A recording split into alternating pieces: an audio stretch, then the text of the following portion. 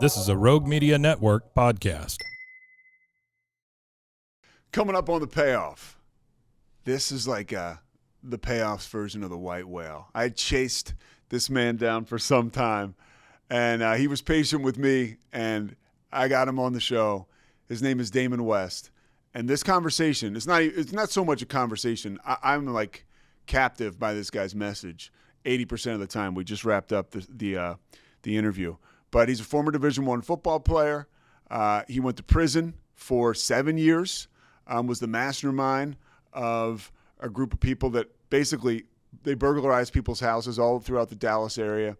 And then he got sober and his life changed.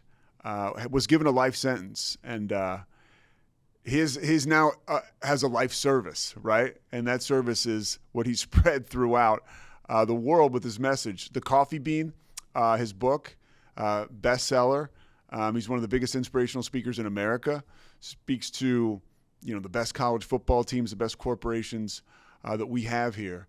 And we're so happy to have him join us here today. So very lucky to have Damon West, and very lucky to also have this guy, Kevin Souza.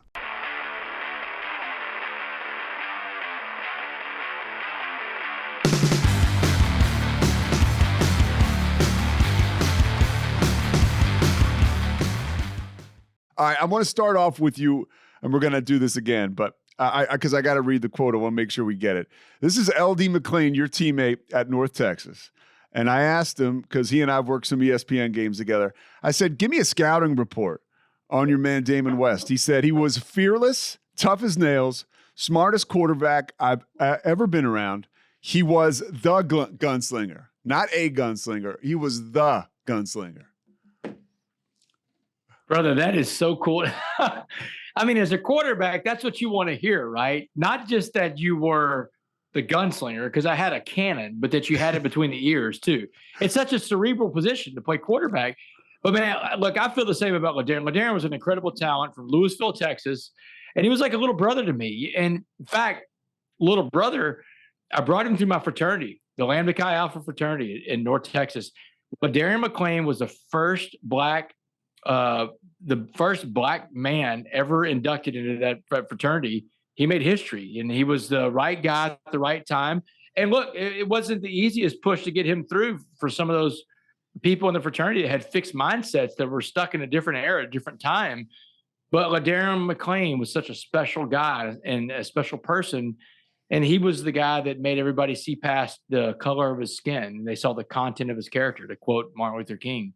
So he's a very special guy, a person near and dear to my heart. Yeah, he spoke very highly of you, obviously, on and off the field. And I want to start your journey there as we take you through a little bit of your story. I can relate a lot to your upbringing. It seems like you grew up in a nice area, two-parent home. Yeah, I always say, and this is me, I'm not speaking for you, but like born on third base, thought I hit a triple. Yeah. And the reason I can relate to you is because athleticism, and you more so than me, really took over for you, I would imagine, early in your life.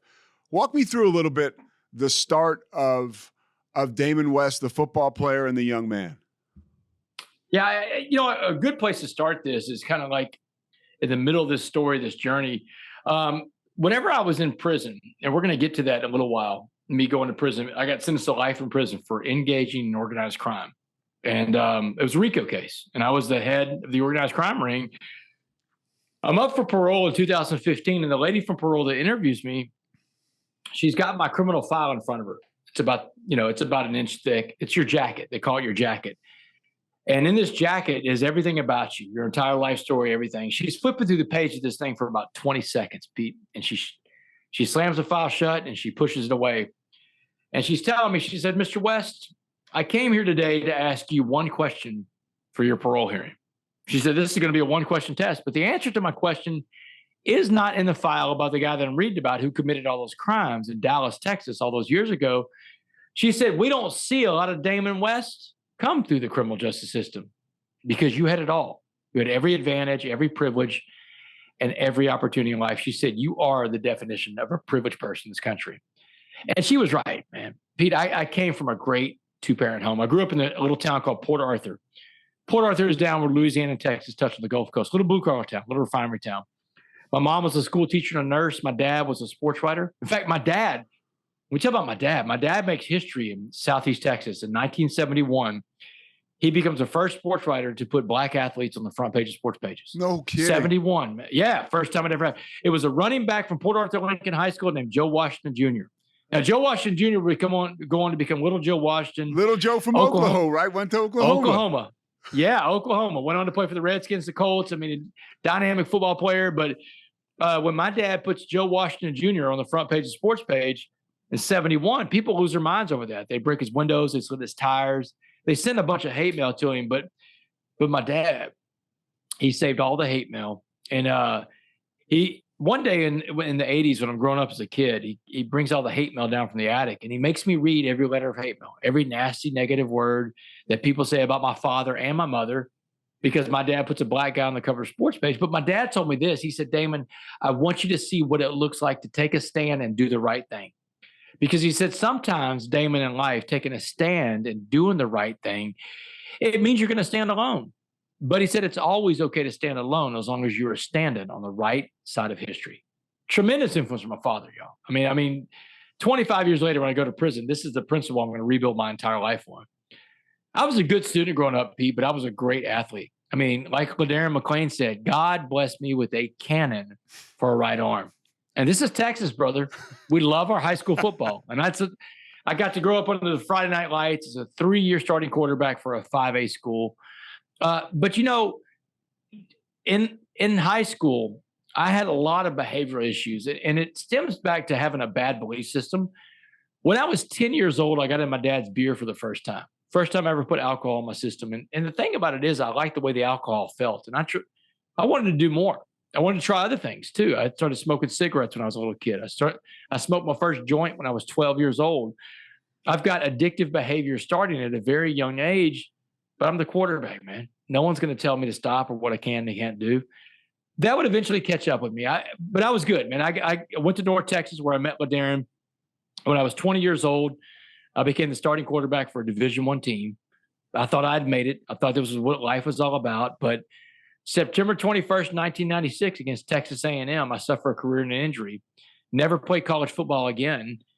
And I came up to a fork in the road in life. And those fork in the roads were big days, Pete. You know, those are the days that life knocked you down hard. You get up, you dust yourself off, but you make a choice. You either make the right choice, go the right way, the wrong choice, go the wrong direction.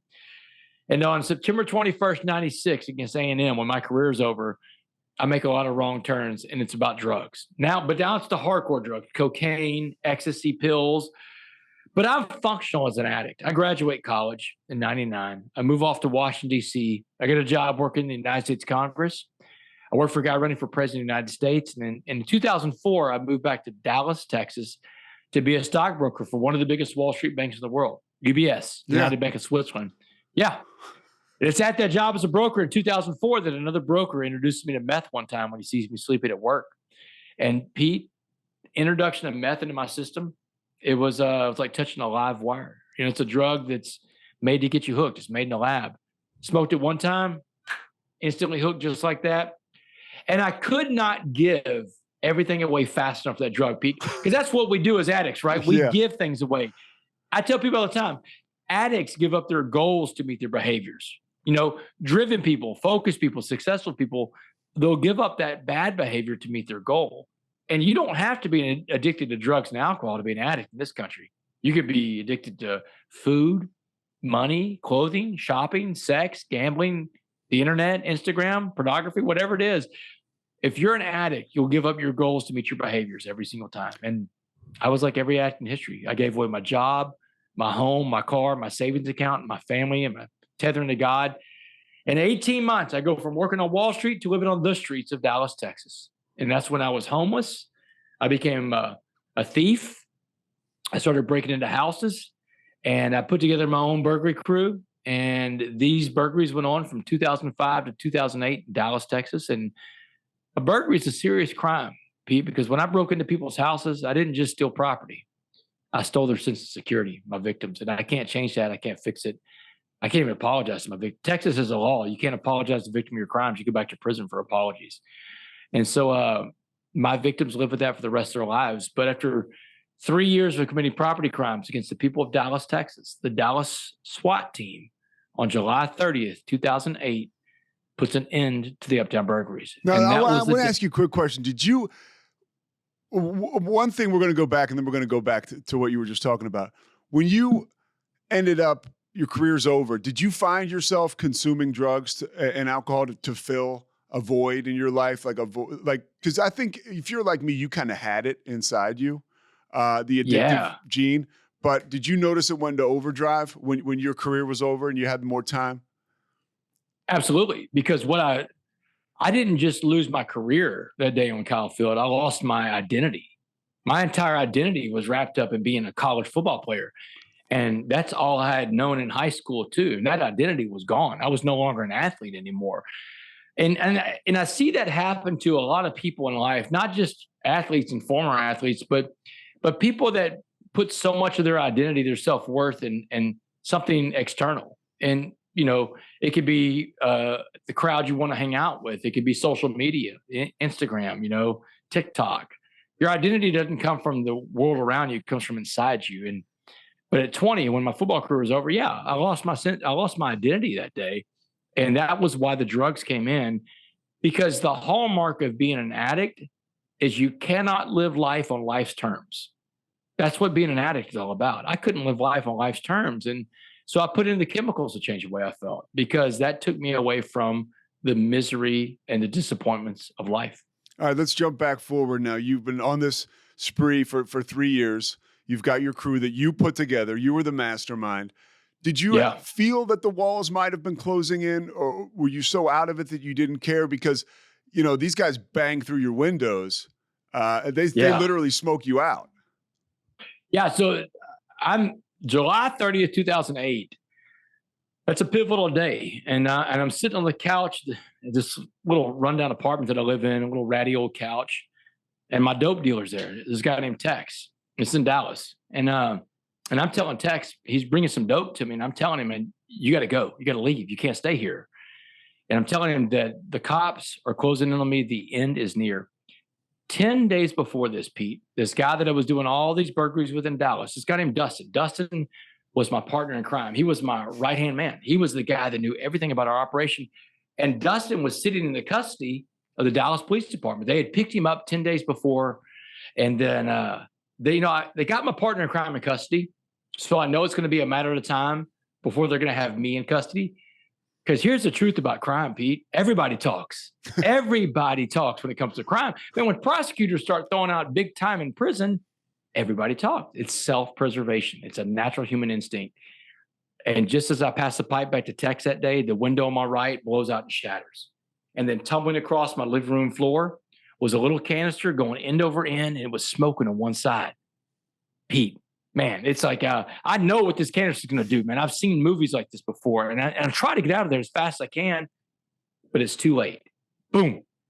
This flashbang grenade blows up in my face. Bright white light, loud noise, blows me back on the couch.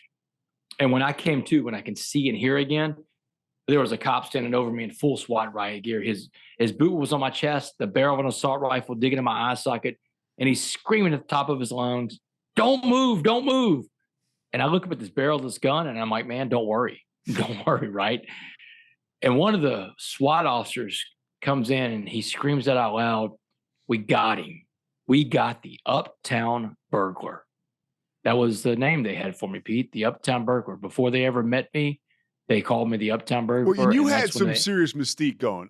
Just learning about this, you broke into a post office. You had a mailman's outfit you would wear. You would sort of make it so you could walk among people and, you know, they wouldn't even notice you, which is another like alcoholic thing, right? Like we're so brilliant when, you know, anything to get the money to get the drugs, right? This was all for money to buy drugs. This whole ring, because you were surrounded by other addicts. That's how we do. Yeah, it was all about drugs. I mean, I didn't have anything to show for it at the end of it. I smoked everything up. And I had one of the first burglaries I ever did. I broke into a post office, stole a mailman uniform, mail bag, mail hat, everything. And I could walk around neighborhoods with impunity. I mean, no one knows who their mailman looks like. Not many people understand 90%, who the mailman is, especially now. Yeah. And in these condo buildings in uptown Dallas, some of them would have these mail kiosks, this room that the mailman could go into, and all the slots are in the room. On the outside, you got your key to your one little box. But if you can get inside that room as the mailman, you're going to see boxes that have mail stuffed in them because someone hasn't picked up their mail in a long time. You may even see a box or two that has a note in it that says out of town from this date to this date, hold the mail. You know, that's how the victims were picked in some of the burglaries, right? I'm in the mail room. I know who's home and who's not. Another way that I would decide who was going to become a victim and who wasn't is, once I could gain access into a condo building in Uptown and I got above the first floor, there's no alarm system, or there wasn't back then on anything above first floors. And then when you start seeing above the first floor, you see restaurant flyers and packages that are stacked up, you know that no one's home. And you can, if newspapers are still big back then, right? If newspapers are stacked up, you could even timestamp how long they've been gone, right? Because if you live above the first floor, your back door opens up to a balcony, not a yard. So that's how I picked some of my victims. One of the victims I picked like that was a guy that lived on the 7th floor of the Verona complex, condominium complex right by the Galleria in Dallas. The guy's name was Marion Barber. Remember Marion Barber? Oh, yeah. Marion the Barbarian. Yeah. Marion the Barbarian lived on the 7th floor, man. Marion the Barbarian had a lot of flyers in his door one day. And I didn't know it was even his place, but I got in and gained access to it. And quickly I understood that it was his place and that I did not want to be there if he came home. And so, no, I mean, imagine what that would have been like, right? I mean, I didn't want to be there for any of my victims to see me, to be honest with you, Pete. I mean, I didn't. And that's the thing about the crimes. None of my victims ever saw me. I was a ghost. They never saw me. I never saw them. No one was physically hurt. No weapons were used. I'm an addict, man. I'm breaking into people's houses. I don't want to hurt anybody, but I want to get high. And addicts, we will do anything to get what we want in life. We'll do anything it takes. And that's like being in recovery now, you've got to take that same energy, that same attitude to get to your meetings, man, to work the steps. Just because it's raining or snowing outside doesn't mean you don't go to the meeting. If it was raining or snowing outside, Pete, and you want to get high, would you go? I would go. I'd find a way. If your dealer said, "Hey, get down here right now. I got you. I got what you need." You find a way. Walk in the snow. Yes. Yeah. Mm-hmm. For sure. I want to talk to you a little bit about, you mentioned you get arrested in 2008 in July, and then in 2009, you're sentenced. Your parents are there. Expand on that a little bit. I mean, it's pretty illuminating when you talk about what your mom said to you and then what happens next. Yeah. So I get arrested July 30th, 2008. They put me in Dallas County Jail, and my bond quickly goes up to about $1.4 million, which is a no bond. You can't make a bond that high. And I'm resigned to the fact that I'm going to go to this trial. And Dallas County wants to take me to trial. In fact, they get me into a courtroom in 10 months. That's called a rocket docket, Pete. When they can get you into a courtroom 10 months, that's fast. And after 10 months, I go to my trial. It's May 18th, 2009. May 18th, 2009 was the 6th and final day of this trial. And Pete, a 6-day trial for crimes where no one got hurt, it means the evidence of my guilt is overwhelming. Everybody's testified against me that was in the crime spree. And at the end of that long 6-day trial, the jury deliberates for 10 minutes. 10 minutes, brother. I don't know how much Law and Order you watch, but if a jury's gone for 10 minutes, it means they smoked you. And the judge reads the sentence out loud that day.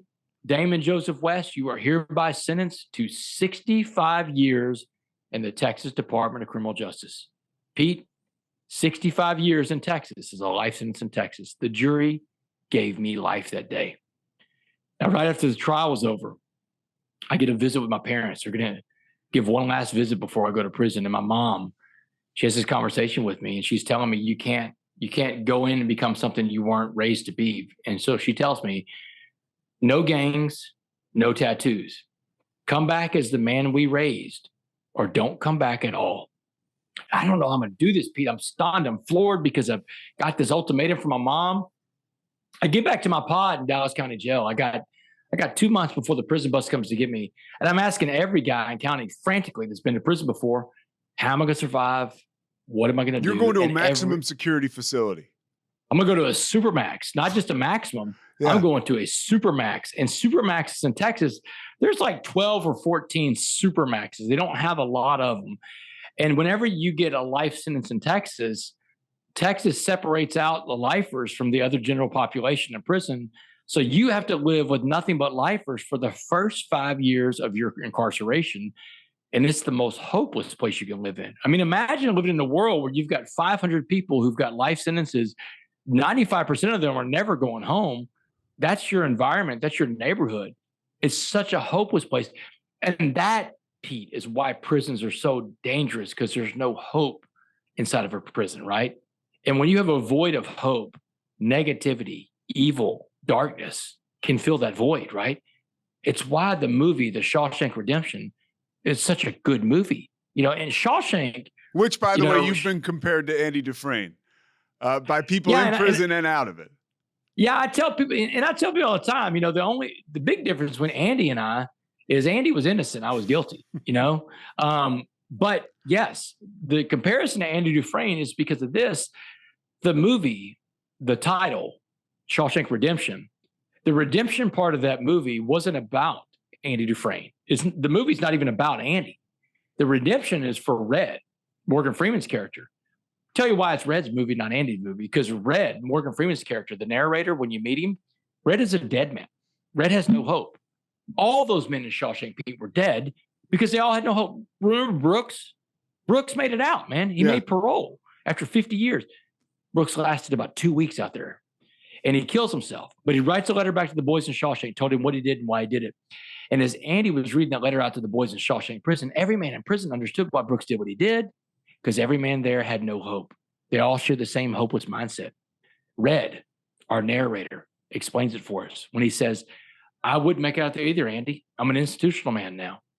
Red even says the words out loud for us to fully understand. He said, hope is a dangerous thing. Now, you're a recovering addict. You've lived in a world where hope is a dangerous thing, right? And that's what prison is like. But Andy tells Red a different thing. He says, you know, get busy living or get busy dying. And by the end of that movie, remember when Red gets out? Yeah. We don't know if Red's going to make it, right? No. Red walks by that pawn shop. The guns are in the window. He stays in the same room that Brooks was in. He sees the writing where Brooks was here. But Red makes it to that rock wall where Andy told him to go to. And he finds the letter that Andy left him. And he reads that letter, and Andy says those words in that letter that, Red, hope is a good thing. And remember when Red finally finds Andy, Zihuatanejo? Yeah. He's walking on that beach in Mexico, sees Andy on that boat. They look at each other, they smile. I want your listeners, I want y'all to go back and watch that last scene and listen to the character of Red. Listen to his dialogue in the last scene of that movie. Every sentence of that last dialogue starts off with the words, I hope. He says, I hope this, I hope that. In fact, the very last words of the movie Shawshank Redemption, I hope. You can put an exclamation point on that. Red had hope again. And that's what the movie Shawshank was about hope. And Andy Dufresne represented that hope that Red needed. And all those men in Shawshank prison needed. You know, and Andy, another comparison to Andy had a Zihuatanejo. And that Zihuatanejo kept him alive while he was in prison, you know? Andy could see himself on the beach in Zihuatanejo every single day as he carved through that wall. 19 years it took him to carve through that wall. He swam through a sewer, but he envisioned himself. The visualization. Visualization. Every day that I was in prison, I visualized myself becoming the coffee bean and getting out. So break down the coffee bean and your relationship with Muhammad, which is just so amazing and so inspiring. And this is the Zihuatanejo moment for me, man. I meet this guy, this old black Muslim guy named Muhammad, and he's a career criminal. He's been in and out of prison his entire life, but he's the only one in Dallas County Jail that thinks differently than the rest of the guys in there that are telling me I have to get into a gang, because everybody's telling me I have to get into a gang. I can't survive without a gang. But Muhammad is a real positive guy. He's always got a smile on his face, and every morning he comes up to me and he talks to me. And this one particular morning, it's right before he's about to bond out of Dallas County Jail, and the prison bus is getting ready to come pick me up.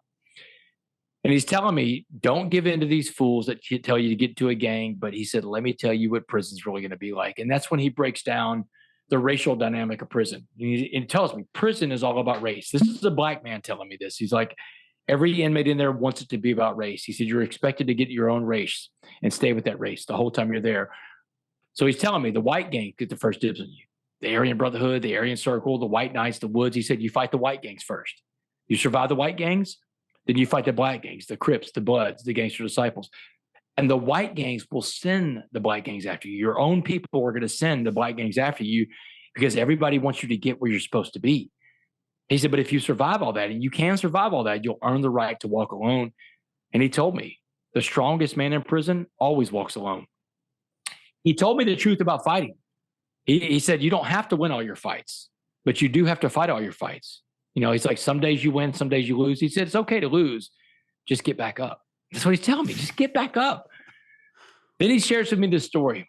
He says, I want you to imagine prison as a pot of boiling water. And he said, anything we put in this pot of boiling water will be changed by the heat and the pressure inside this pot. He said, I'm going to put 3 things in this pot of boiling water and watch how they change. A carrot, an egg, and a coffee bean.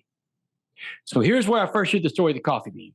The summer of 2009 in a jail cell in Dallas County, exactly 10 years before John Gordon and I would write that best-selling book in 2019 of the same name, The Coffee Bean. So he walked me through it. He said, if I put a carrot in that pot of boiling water, the carrot goes in hard but becomes soft quickly. The carrot got beat, he got robbed, he may have gotten killed. You don't want to be the carrot. The egg in the same pot of boiling water goes in with a hard outer shell that protects from the outside. But inside that shell, that soft liquid core, the yolk, the heart, becomes hardened. And he says, if your heart becomes hardened, you're incapable of giving or receiving love. And he said, if you're incapable of giving or receiving love, you don't come back as some of your parents recognize. But he told me the coffee bean, the smallest of the 3 things, had the power to change the water into coffee. Because the coffee bean has the power inside of it to change the world around it. He said the coffee bean is the change agent. It changes the water to coffee. He said, if you want to come back as some of your parents recognize, you got to be like that coffee bean. In fact, the last words he ever says to me, Pete, as he's bonding out of Dallas County Jail, the prison bus is getting ready to come get me. He has 4 words for me on the way out the door. He said, hey, West, be a coffee bean. Oh. And Pete, this is the 4 words that changed my life, man. This is the Ziwataneo moment, right? I've got something I can visualize. I've got something I can see. And if I could keep the power of the coffee bean, if I could keep the power inside me, it means the power's not in the world around me. It's not in the hands of the criminal justice system, the guards, the other inmates. It's in me. And if I could keep the power inside me, I wouldn't just survive prison. I could thrive inside that prison. And I want your audience to know that the power is inside them too. It's not what goes on around you. The crazy politics, social problems this country has right now, that's not where the power is. It doesn't come from social media, the media itself. It comes from within each and every one of you. And if you keep the power inside you, well, you don't survive your adversity, you thrive in your adversity. And I know this for a fact because I took the coffee bean message to the biggest pot of boiling water there is, a level 5 Supermax in the state of Texas, brother. And you said when you entered prison, which speaks to what you're sharing right now, you looked at prison not so much as a sentence, but all of a sudden your perspective was able to shift into that coffee bean. It became an opportunity. That's it. That was it. And it was my first cellmate in prison that busted that open for me, that knowledge for me, that I had to stop looking at prison as a punishment. I had to start seeing prison as an opportunity. This first cellmate, this little bank robber from San Antonio named Armando, I call him Carlos in my book, The Change Agent. So, but he shares with me, I'm struggling at first when I get to prison. I had to fight. For the first 2 months, I fought everybody, man. And I'm struggling. And I'm like, I can't figure out how to be a coffee bean. And he told me it's because of the way you think. Your problem is you think prison's a punishment when you have to train your brain to see prison as an opportunity to work on yourself 24 hours a day, 7 days a week. You get to become the best version of yourself possible while you're here. And it was that shift of thinking, because your thinking is everything, that helped change it for me. But, back to sports, Pete, here's something that I want to share with you about whenever I was in prison, because it was a baptism by fire. I mean, it was just like Muhammad said. I mean, it was the white gangs first. The minute I walk in, within 20 minutes of walking into that Supermax, I was in a fight with the guy from the Aryan Brotherhood. This guy beats me from one side of the day room to the other. And for the next 2 months, I probably get in 3 dozen fights and I lose 75% of those fights. But I win every one of those fights because I showed up to the fight.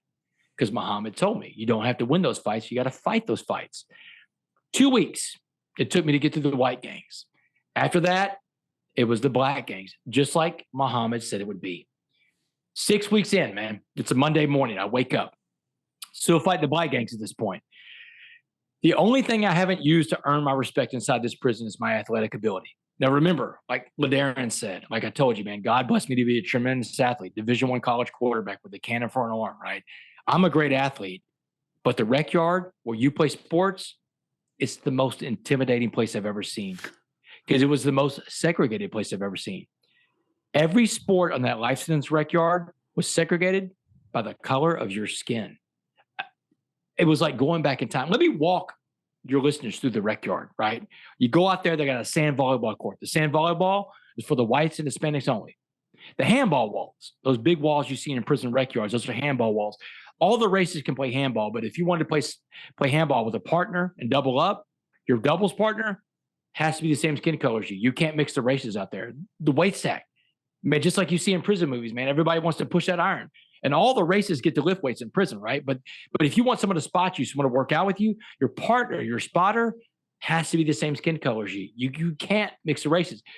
Pete, you couldn't even sit down and eat a meal at a table in the chow hall with people from a different race. Race was everything. So that Monday morning, 6 weeks in, my back is against the wall. I don't know how much more violence I can take. And I face my fears. I go out to their rec yard.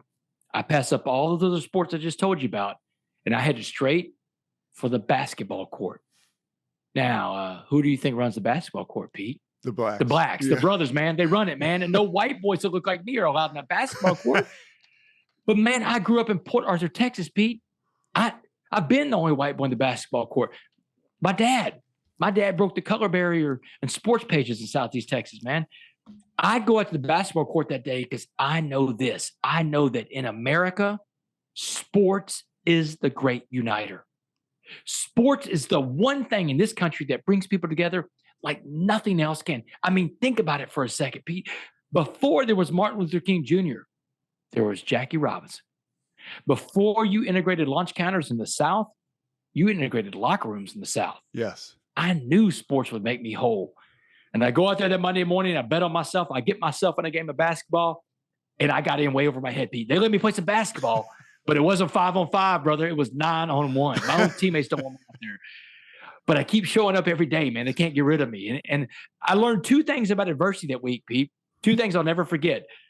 Adversity is never as bad as you think it's going to be, and you're always capable of way more than you think you are. Because it's back to your thinking. And sometimes when we see adversity in life, we allow overthinking to get in the way of overcoming. And after a week of basketball in that court, guys circled up around me the last day, the Blacks circled up around me and said, man, you don't have to worry about the Blacks the rest of the time you're here, Wes. You're good to go. So 2 months, man, 2 months into prison. The violence is finally over. The threat to my physical safety is gone. And I've got to get to work. I've got to become that coffee bean. And it's hard, right? I mean, because I miscalculated. Prison was way hotter of a pot of boiling water than I thought it would be. Muhammad, one of the last conversations I had with him in Dallas County Jail, I asked him, I said, what do you think I'll find more of when I get to prison? And man, his answer was profound. He was such an intelligent guy. This is what his answer was, Pete. He said, you're going to find more eggs, West. And here's why you're going to find more eggs. The egg is the natural evolution of any human being in any difficult situation. He said, people have a tendency to become an egg before they become anything else. He said, you're about to walk in one of the most difficult situations there is on earth. He said, the truth is, West, you'll probably become the egg too.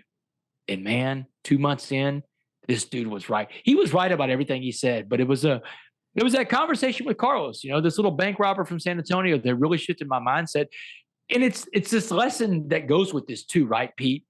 That in life, the messengers can come from anywhere. Yeah. They won't look like you all the time. They don't come from the same background as you. They got other experiences than you.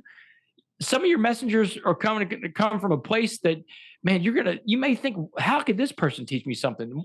One of mine is a Black Muslim man in county jail. Another one, this little Hispanic bank robber serving life in my cell. There have been guys, Damon, that have shared stuff in meetings that I've been in that I know for a fact what they shared has been profound and changed me and changed my life. And they'll go back out and they die. Like, yeah. And what a God thing that is, right? Just kind of God working through people. You know, this happens for you. And now your life of service in prison really starts. And it catapults you to life on the outside. But if you don't mind walking me through a little bit of that experience when you start to get into action, and you mentioned it, momentum. We talked about it offline before. You're speaking everywhere. You're in so much demand. That tailwind starts to kick in, and it's like it feels good, and then you can't stop it. Yeah, it's incredible. And I'll tell you where it all started for me and where it still is for me, and what has busted this open for me is that when I got into a 12-step program recovery inside that prison, everything shifted for me. Now, I didn't just start getting the answers as to why I was, my addiction was the way it was. I got the rules for living a good life, right? I got in and started working the 12 steps in this program recovery. And now I'm going through all my fears and all my resentments. I'm cleaning the baggage up. Now I'm cleaning up my side of the street for the first time. My side of the street's never been clean, Pete. And now I'm in prison. I've got a good side of the street, and I found out you can't clean someone else's side of the street. That's their side of the street to clean. Started working on my side of the street, started working those steps, became a better person. I learned about a life of service. I learned that the secret to life is servant leadership. Servant leadership was helping other people reach their goals in life, helping to raise others up. And in prison, the way that the servant leadership thing looked is, I didn't have the ability to go to college classes in prison because I had a bachelor's degree already from North Texas. But I could teach other men how to read, how to write, use the skills that I had. That's the thing about a community, Pete. When we all decide we're going to be a part of a community, we chip in what our special skill is to that community. And that's one of the things I started doing inside that prison. When the lady from parole was talking about changing the prison around me, is that I got everybody to buy into this idea that we're a community, and everybody's special skill was thrown out into the middle of the day room, and we could all work with each other and become the best version of ourselves possible. Change the way people think by seeing the world around them in a different place. Everybody started picking up, one of the examples I had in prison that I would pick up trash if I saw it. And at first people made fun of me, man. Why are you picking up that trash? That's not yours. Yes, it is. I live here. I want the home that I live in, the neighborhood I live in, to be clean. And you should too. You should want that for yourself. Well, now guys started taking better care of themselves, to have more respect. They're working out. It was that being that example of service to other people that sometimes we have to see that, because that's really one of the things people say. Why don't you think, Damon, why don't you think more people live a life of service? And I think one of the reasons is they don't see an example of it. You got so many people that are so into themselves that they can't serve other people. You can't be into self and be selfless. In the program recovery, the big book of AA, I learned about these 4 spiritual principles: unselfish, honest, pure, and loving. Unselfish, honest, pure, and loving. What these 4 spiritual principles became for me is my matrix to plug all of my decisions into, my thinking, right? Now, if something I want to do is not unselfish, honest, pure, and loving, it's on the other side of the spectrum over there. Things like being selfish, self-seeking, self-want, self-desires, self-delusions. When you live in all of those self-words, you're useless. But when you're living in the 4 spiritual principles, you're useful. That was my word for the lady from parole. When the lady from parole is telling me, you got, and that's when she comes up to the parole interview, back to where we kind of start this thing, right? She's like, hey, 2015, I come up for parole, Pete.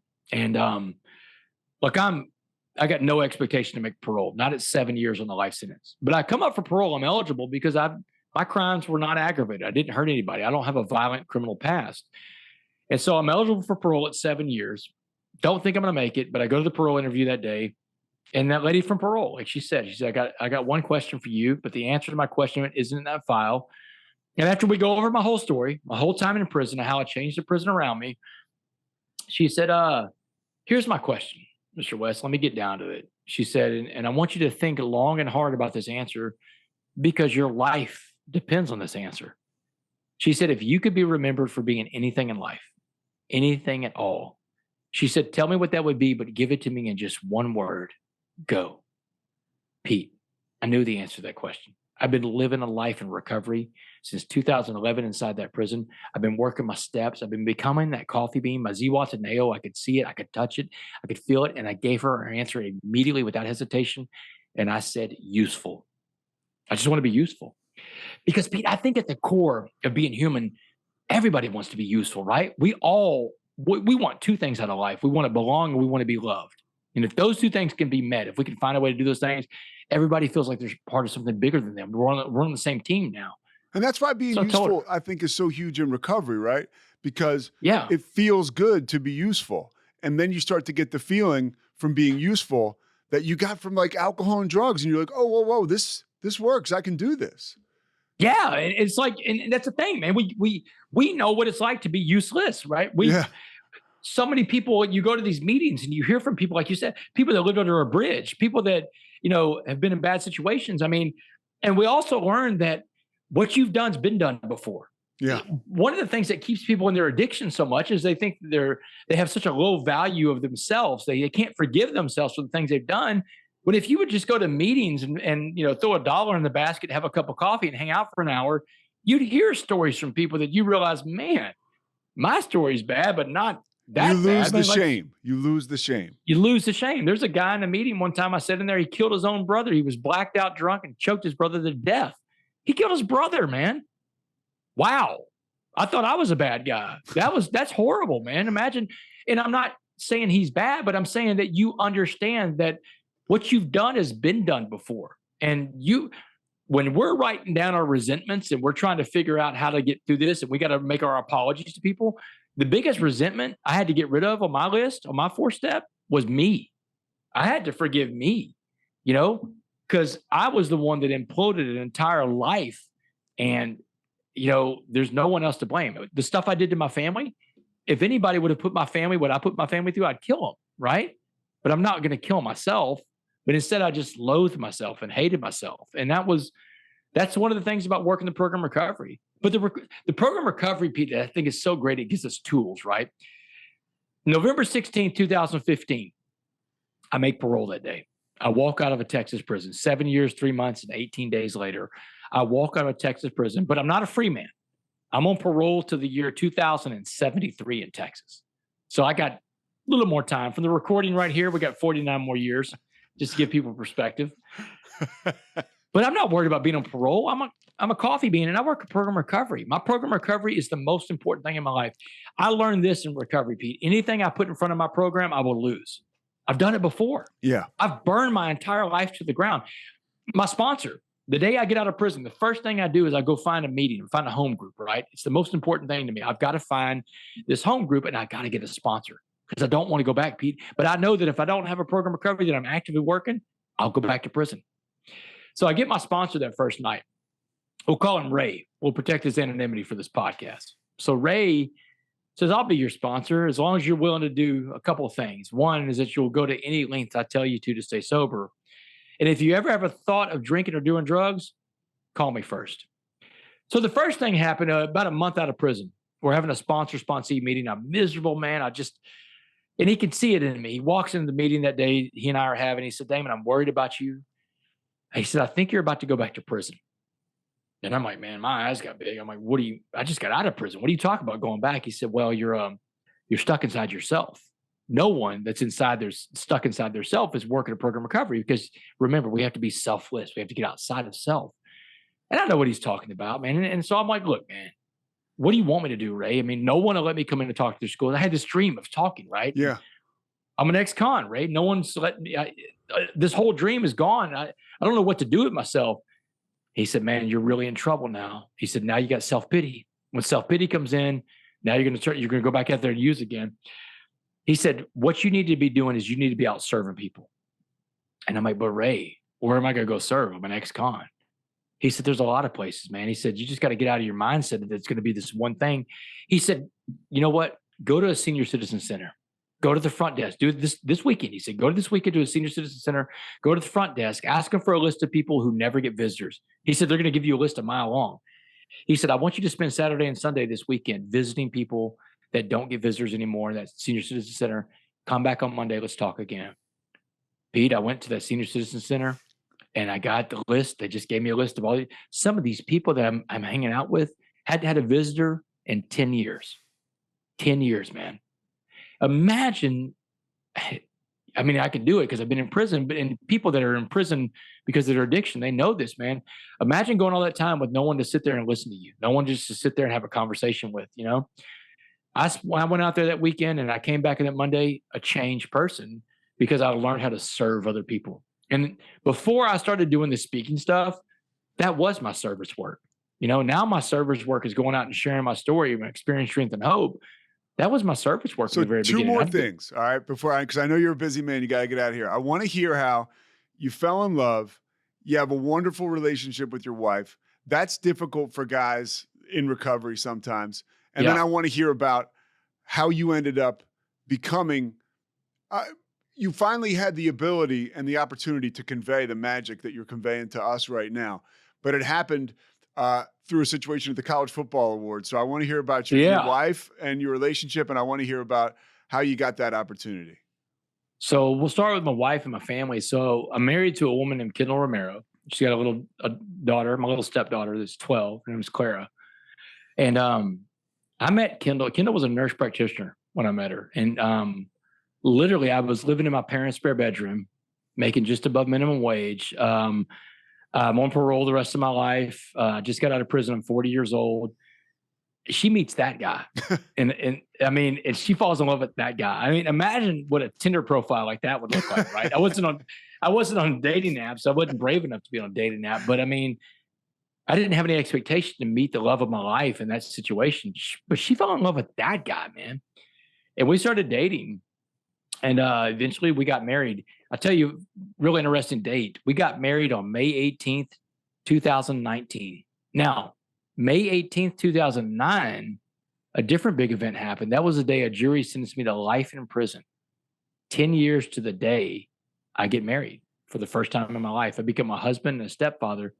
Or as my wife says, you went from one life sentence to another. So it's really funny. But no, it's great. I've got this incredible life. And honestly, I didn't think that was possible. Like when I'm laying in my bunk in prison, that is impossible to me. Like, how am I going to find someone to love me again? All the mistakes that I've made in life, the stuff I've done, who wants to love that guy? And if I find someone that will love me, what is their family going to think, right? There's going to be a problem there. Man plans and God laughs, brother. I mean, I have found all that stuff has come into my life. And man, my family is so great. They know I have to go to my meetings. Like there's family stuff that I've had to miss because I need to go to a meeting. They understand it. They get it. They want me to be there. You know, they know that those meetings are the most important thing for me to go to. Those. How do you prioritize those meetings on the road? I got two different apps on my phone. And you can plug in the zip code wherever you are, and it tells you where the meetings are in that area. Before I had the apps, I would use Google and just kind of find the websites or find meetings. That's what I would do. Yeah. Okay. Yeah. Yeah, but I find meetings all over the country, man. I'll go to at least 2 meetings a week. You know, I try to hit 3 if I can. But I'll be honest with you. I mean, it's rare that I get 3 in anymore. I talk to my sponsor all the time. We talk almost, weekly. We work the steps every couple of years, go back and rework it because you pile up more garbage as you live. And so, I'm not one of those guys that thinks you can work the steps 13 years ago and be fine. I think you need to work it from time to time. But, as I was plowing through life and working and becoming a speaker, in those first couple of years, there weren't a lot of places for me to speak, Pete. I mean, like, honestly, you can't go knock on the door of a high school and say, I just got out of prison, I want to talk to your kids. Like, they will chase you down the street. They chase me. So I knew I had to get in my reps. And, playing sports, you played sports, anything you want to be good at, you're in sales, whatever it is you do in life, you got to get in your reps. You got to practice, right? So in lieu of having a place to speak, in my parents' spare bedroom, there was a mirror in there, a little vanity mirror. Just happened to be there when I moved in. Every night for 2 years, I practiced this presentation in front of that mirror. I got in my reps, man. Not this presentation, but the presentation I give today in front of sports teams, corporations. I mean, I'm on the road 25 days a month now, right? But that presentation was built in my parents' spare bedroom in front of a mirror because I didn't have reps to get in front of other people. And I was waiting for that right opportunity, that right moment. And I really thought it would come through the world of college football because I played college football. Problem is, it's been 20 years since I took a snap. These college football coaches don't know me. I don't know them. But a buddy of mine in 2017 that works for KHOU, a guy named Mike Orda, he was a photog there at KHOU. He calls me up. He says, hey, Damon, tonight in Houston is the Bear Bryant Coach of the Year. They're going to name the best college football coach in America. The 8 best coaches are going to be here tonight. I've got an extra press pass. I'll sneak you in. Get to Toyota Center right now. So Toyota Center from where I live in Beaumont, where I'm working in Beaumont, is 90 miles, man. I drive that 90 miles. He sneaks me in the back door, hands me a press pass. There I am. Pete, I'm on, and everybody's there. USC, Wisconsin, Penn State, PJ Fleck, they're all there. And I'm running up to these coaches with all the best energy in the world. I'm shaking their hands. I'm giving my pitch. Why do you should bring me in to talk to your team? And every coach I met that night slammed a door in my face. They all told me no. One way or another, they told me no. In 1 hour, I got 7 no's from the 8 coaches in the room. That's a no every 8 minutes, man. I'm in the corner of the Toyota Center. I'm licking my wounds. I'm feeling sorry for myself. And the voice in my head is screaming at me, go home. Get out of here, Damon. What are you even doing here? The voice in my head called me an imposter. But do you know what I quit doing a long time ago, Pete? Listening to myself. And you shouldn't listen to yourself either, because the voice in your head could be fear talking to you. And you don't want to listen to fear. Fear's a liar. So that night in the corner of the Toyota Center, I'm pumping myself back up. I'm like, Damon, you survived prison. You survived something way worse than this. That last coach, he's going to tell you no to your face, and then you're going home. So, Pete, I stalked Dabo Swinney around that room. And I looked like a crazy person, man. I mean, I'm hiding behind fake plants, trying to ambush Dabo. Trying to find the right time to just kind of poke in and introduce yourself. I'm weaving in and out of people, man. I'm trying to get to the front of the line. Dabo sees me. Security, they see me too. They're going to throw me out of Toyota Center. But I finally get in front of Dabo, man. I give my best stuff for about 60 seconds. I come up for air. And Dabo's like, man, you got a card on you? So I gave him my card, and he says, hey, I'll check you out. And he's gone, man. And everybody, he just beat Alabama 2 nights before. He's the hardest guy to get to in the room. He's gone, talking to the rest of the people waiting in line to talk to him. And I left after that, Pete, because I got my last no. But I'm going to tell you what I felt good about that no right there, because that no meant that I left it all on the field. And that was the lesson I learned from sports growing up. You give it your best shot. Sometimes you come up short. Or like Muhammad said, you don't have to win all your fights. You got to fight your fights. I went home and forgot about that night. 4 months later, I get an email from the director of football operations at Clemson University, this guy named Mike Dooley. Yeah. Mike Dooley's email said this. He said, hey, Damon, Coach Swinney met you at an awards show in Houston. He would love to have you come talk to the team. Do you have August 1st open? Wow. I'm like, Mike, I got every first open. I could be there tomorrow if you need me, man. So August 1st, 2017. Excuse me.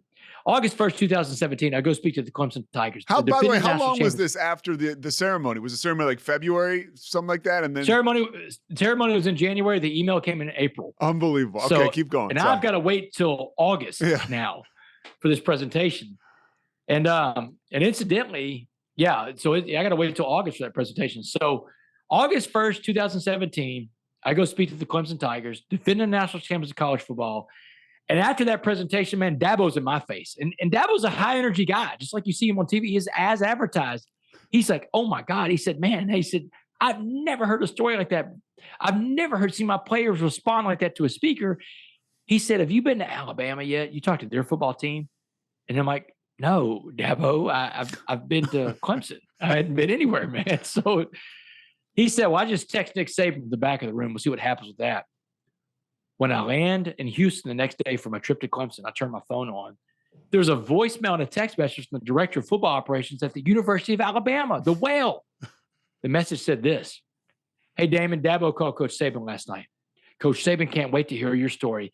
How does August 21st, 7:30 p.m. work for you? Pretty good. I can make it Tuscaloosa, right? I'll be there. But Dabo didn't stop there, man. Dabo, he starts kicking open every door to college football. Now Kirby Smart calls, Lincoln Riley calls, Chip Kelly calls, Lane Kiffin, Ryan Day. They're all calling my phone. But the real magic in my life was yet to happen. It was August of 2018, 1 year after that first presentation at Clemson. I was working at this law firm in Beaumont, and my cell phone rings. And on the other end of my cell phone is a guy named John Gordon. Now, John Gordon is one of the biggest motivational speakers and authors in America. This is the energy bus guy. This is the guy that I follow every day on. I follow John for for my inspiration at this point, man. And so I'm like, John, I know who you are. How do you know who I am? He said, Dabo Swinney. He said, I was just speaking to Clemson's football team this morning, Damon. Dabo brings me in the office for 30 minutes to tell me your entire story. And John said this. He said, Damon, the world needs a coffee bean message, Damon. Let's deliver this message to the world. He said, will you write a book with me? We'll call it The Coffee Bean. And in the summer of 2019, exactly 10 years after I first heard the story of the coffee bean from Muhammad in a jail cell in Dallas County, the book, The Coffee Bean, comes out, took the world by storm. When I say the world, it was a bestseller here in America for like 6 weeks. Gets a global publishing deal attached to it. It starts getting reprinted in every language in the world: Chinese, Spanish, Arabic, French, Italian, German. And then in 2020, a global pandemic hits. The entire world becomes a pot of boiling water. And the entire world is looking for the right message to get through this pot of boiling water. And so many people came to the coffee bean. Pete, my life took off like this. And I'm showing vertical for the people listening. Yeah. It just shot straight up into the atmosphere. I can't even tell you. I mean, it was hard to even be prepared for a life changing that fast. And overnight, I've become one of the biggest motivational speakers and authors in America, because it all comes back to that message of the coffee bean. But it really goes back to that night in Houston, Texas, January 12th, 2017, when I got 7 no's and I'm in the corner that night. And the voice in my head told me to leave. And now, Pete, I was this close, and I'm holding my fingers up an inch apart. I was this close to walking out the door that night. If I walk out the door that night after those 7 no's and I don't stick around and talk to Dabo Swinney, we're not having this conversation today. The world doesn't have the coffee message. So my message is this. You don't quit. You don't give up.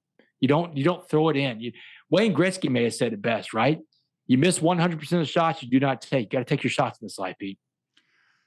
Amazing, Dame. I want to just add one thing, because this is for people listening that I, the recovery and the 12 steps and like the energy, because you already are an energy guy, right? Authentically, I would imagine the way that you were put on this earth by your parents. But that energy that you get from recovery, I mean, like you connect with people in the rooms, and then you have the confidence to hang around for that last no, to fight your way to it. And you strike, like what I'm saying is, like, there's something different about somebody who's got your personality and that's working a program. It catches other people. They're like, wait a minute, there's a reason everybody's reaching out to everybody else about Damon West at this time, because you've got something, and it's recovery, and it's you and uniquely who you are, but it's recovery. And I think that is so cool about your story. That's the glow, man. That's the glow within me now, is that program recovery. Everything in my life, people that have worked at program recovery, if they sit through my presentation, whether you're at a corporation in America that brings me in, a sports team or a school district, whatever, people that have been in recovery, they come up to me afterwards, like, man, that was like sitting through one of the most intense meetings I've ever been to, because it's all about the principles of recovery that are in my presentation, because that's what my life is about, Pete. This program recovery that was so freely given to me that I give it out to other people. One of the tenets we have, and this tenet, is you got to give it away to keep it. That's your energy. That's how you show up for everything. Nick Saban told me, man, how you do anything is how you do everything. So I show up with that same energy and intensity no matter where I am. It's perspective too. I know what a bad day looks like, Pete. Every day that I wake up and my feet don't hit the cold concrete floor of that prison cell, I'm going to have a good day. I'm going to win. And I'm going to get guided with this prayer that I start off with. And people that are in recovery, I want you to listen to this prayer. I started praying this prayer when I was in prison. I started working that program recovery in 2011. I say it every single morning. And whatever faith you are, whatever religion you are, faith, whatever you want to call it, your higher power, you can have this prayer, because it belongs to everybody out there. I get up in the morning and say, hey, God, put in front of me what you need me to do today for you, and let me recognize that when I see it, because I don't want to miss whatever that thing is. Amen. Now I'm out looking for ways to serve the world. And that is how I stay sober, Pete. You're the best, Damon. I appreciate your time so much, man. Yeah, no, I appreciate your time too, man. Thanks for your patience to get this done. I'm so glad we finally got to meet and do this, and let's stay in touch, brother. Oh, for sure. And do you have LD's contact? I'm going to share it with you just so you have it. Yeah, share it with me, please. Yeah. Yeah. And if anybody wants to get in touch with me, the best way to find me for speaking or whatever it is damonwest.org, DAMONWST.org. Social media. We'll put that in the show notes too. Yeah. At Damon West 7, all this stuff on social media. So. All right. Thanks, Dame. I appreciate it so much, man. Thanks, Pete. Appreciate you, brother. Thanks. You got it. All right, bye. Thanks so much for listening to The Payoff with Pete. Once again, I'm Pete Souza. And of course, we are part of the Rogue Media Network. All kinds of good podcasts you can find at roguemedianetwork.com. And of course, you can find this podcast and all those other ones wherever you get your podcasts, iTunes, Spotify, other spots like that.